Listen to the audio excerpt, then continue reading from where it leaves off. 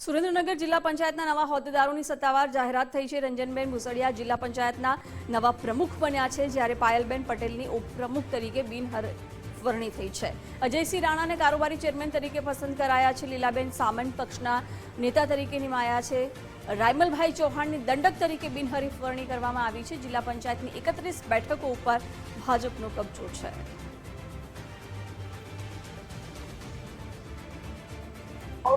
જિલ્લા પંચાયતમાં આવું છું અને ભારતીય જનતા પાર્ટીનો ખૂબ ખૂબ આભાર માનું છું। મને આમાં લાયા અને ભારતીય જનતા પાર્ટી મારી હારે છે। 2007માંથી હું જોડાયેલ છું। એમાં કેવા વિકાસના કામો કરશો હવે?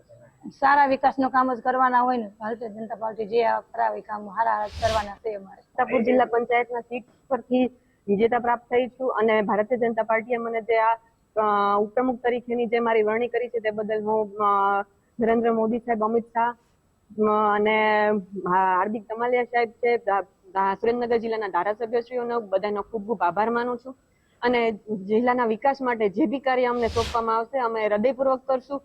પ્રમુખ તરીકે રંજનબેન ભુસડિયા અને ઉપપ્રમુખ તરીકે પાયલબેન પટેલની બિનહરીફ વરણી કરવામાં આવી છે।